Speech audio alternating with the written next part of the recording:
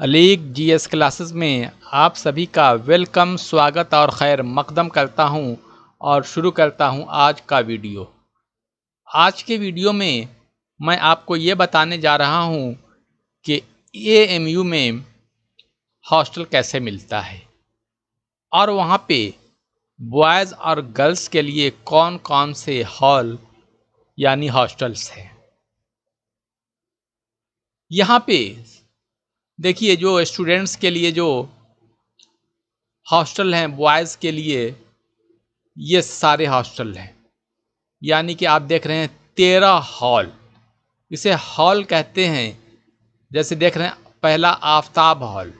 एक हॉल में कई 5 to 6 हॉस्टल होते हैं और उसको एक हॉल कहा जाता है। तो इस तरह से यहाँ पे कितने हैं, 13 हॉल फॉर बॉयज़ के लिए। इसमें एक हॉल ये जो है आप देख रहे हैं, अल्लामा इकबाल हॉल बोर्डिंग हाउस, ये है +2 स्टूडेंट्स के लिए, +2 बॉयज़ के लिए। इसमें +2 के ही बच्चे रहते हैं और बाकी में जाहिर सी बात है कि मिक्सअप बच्चे रहते हैं। तो एडमिशन के बाद आपको इन्हीं हॉल में से कोई ना कोई हॉस्टल मिलेगा। जब आपका एडमिशन होगा उसी वक्त लिख दिया जाएगा कि आपको, जैसे आपके आफताब हॉल दिया गया या हबीब हॉल दिया गया या सर सैयद हॉल नॉर्थ दिया गया, साउथ, उस पर लिख दिया जाएगा। उसके बाद आप उस हॉल के प्रोवोस्ट ऑफिस में जाएंगे। प्रोवोस्ट ऑफिस में वहीं पे आपको अपनी फ़ाइल पूरी तरह से बनाकर जमा करना होगा और फिर आपको हॉस्टल वहाँ से प्रोवाइड किया जाएगा। लेकिन अभी की जो सिचुएशन है वो ये है कि हॉस्टल की क्राइसिस है। तो आपको फ़ौरन ऐसा नहीं है कि आज एडमिशन हो गया कल हॉस्टल मिल जाएगा। हॉस्टल मिलने में देरी भी हो सकती है। शुरू में आपको हो सकता है कि 6 महीने से साल भर का वक्त भी लग सकता है, या शुरू में 2-3 महीने के अंदर मिला तो आपको एनेक्सी मिलेगा। एनेक्सी क्या होता है, एक बहुत बड़ा हॉल होता है, उसमें बहुत सारे बेड लगे होते हैं, तो वो बेड आपको प्रोवाइड कर दिया जाएगा। लेकिन इसमें भी आपको टाइम लगेगा, इसमें भी 2 महीना, 3 महीना, 6 महीना, साल भर भी लग सकते हैं। तो जाहिर सी बात है कि हॉस्टल की कमी की वजह से हॉस्टल मिलने में बॉयज़, ख़ास तौर से बॉयज़ स्टूडेंट्स के लिए बहुत सारे दिक्कतों का सामना करना पड़ सकता है। लेकिन देर सवेर हॉस्टल सबको मिल ही जाता है, उसकी फैसिलिटी मिल जाती है। ऐसा नहीं है कि आपको अगर सपोज़ करिए आज एडमिशन हुआ, कल से हॉस्टल नहीं मिला, तो खाने पीने का क्या इंतज़ाम होगा।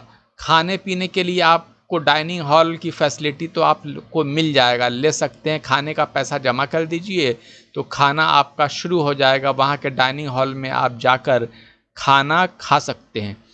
लेकिन रहने के लिए जहाँ तक फैसिलिटी है वो आपको हो सकता है कि फौरी तौर पे ना मिले, तो उसके लिए आपको माइंड मेकअप करना पड़ेगा कि बाहर में बहुत सारे ऐसे जो प्राइवेट हॉस्टल्स हैं वहाँ पे भी आप रह सकते हैं।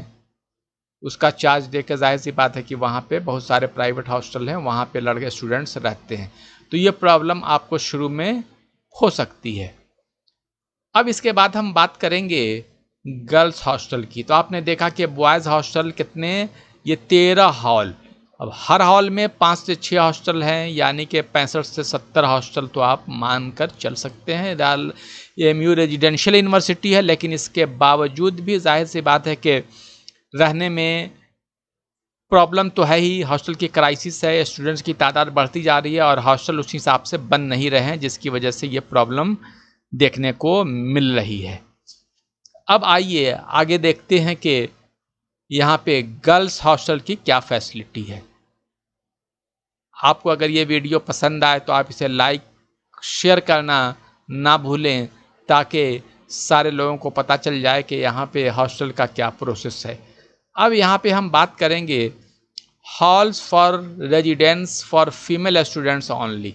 देखिए, फीमेल के लिए एक Abdullah hall, 2 Indira Gandhi hall, number 3 Sarojini Naidu hall, और नेक्स्ट बेगम सुल्तान जहां हॉल, और ये बीबी फातिमा हॉल, और ये बेगम अजीजुन निसा हॉल। ये नया बनकर ये नया हॉल बना है।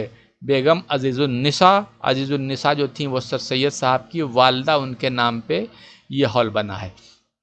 तो ये भी हॉल है, और हर हॉल में आप चल सकते हैं ये 5 से 6 हॉस्टल होंगे। तो लड़कियों को जाहिर सी बात है कि उन्हें एडमिशन के बाद इजीली हॉस्टल प्रोवाइड कर दिया जाता है। ये सिर्फ और सिर्फ गर्ल्स स्टूडेंट्स के लिए। ये आप देख रहे हैं 1 2 3 4 5 6 हॉल, 6 हॉल ये गर्ल्स के लिए है। तो गर्ल्स का भी जब एडमिशन होगा तो इसमें से हॉल अलॉट कर दिया जाएगा। वहाँ के पोस्ट ऑफिस जाएंगे और पोस्ट ऑफिस की तरफ से फिर आपको हॉस्टल अलॉट किया जाएगा, और फिर वहाँ पे आपके खाने के फ़ीस और हॉस्टल फ़ीस तमाम चीज़ें आपसे वहाँ पे ली जाएंगी। अब जाहिर सी बात है कि जिन स्टूडेंट्स को, यानी जो स्टूडेंट्स यहाँ के हैं, उन्हें कहा जाता है नॉन रेजिडेंट स्टूडेंट्स सेंटर, उन्हें NRSC कहा जाता है। या जो हॉस्टल नहीं लेना चाहते तो उन्हें कहा जाता है NRSC। तो जाहिर सी बात है कि वो यहाँ के या तो लोकल होते हैं या दूर के होते हैं, तो उनका यहाँ पे रहने के लिए कुछ के लिए सपोज करिए किसी का कोई फ्लैट ले लेता है, उसमें रहता है। जो लोग हॉस्टल में नहीं रहना चाहते तो उन्हें क्या कहा है, वो NRSC होते हैं। अब आपको जाहिर सी बात है कि आप ये भी जानना चाहेंगे कि हॉस्टल में रहने में, खाने में, पीने में कितनी, जाहिर सी बात है कि पैसे का खर्चा आता है। तो देखिए, पैसे खर्च की लिमिटेशन, अब ये स्टूडेंट्स, कुछ तो चीज़ें ऐसी हैं कि जैसे खाने का पैसा या और भी चीज़ें, वो जो फिक्स है, जो यहाँ पे ये जमा होता है पर मंथ। अगर आप यहाँ के डाइनिंग हॉल में खाएंगे तो आपसे पर मंथ के हिसाब से इतने पैसे, कहीं पे आमतौर से शायद आप 1500 पर मंथ के हिसाब से पैसे जमा कराए जाते हैं। ये टाइम टू टाइम जाहिर सी बात है कि इसमें एक तरह से बढ़ोतरी भी होती रहती है। 1500 भी हो सकता है, 1600 भी, 1700 भी, 2000 भी हो सकते हैं।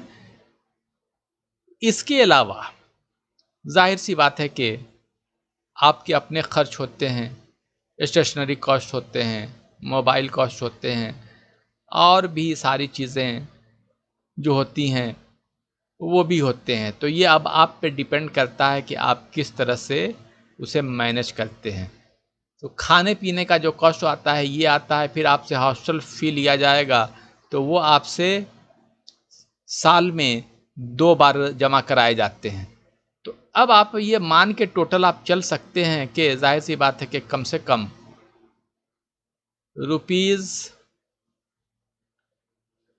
₹5000 का खर्च तो आएगा ही। जिन बच्चे का यहाँ पे +2 में एडमिशन होता है, या BA में होता है, या MA में होता है, जाहिर सी बात है कि ये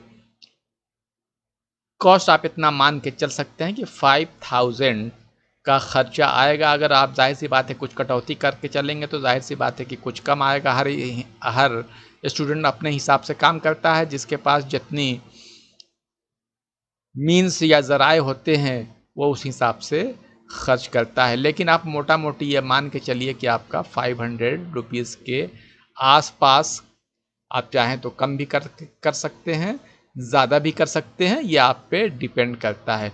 लेकिन खाने का पैसा आपसे लिया जाएगा, और जो हॉस्टल की जो फ़ीस होती है वो आपसे लिया जाएगा। तो वो साल में 2 बार लिए जाते हैं।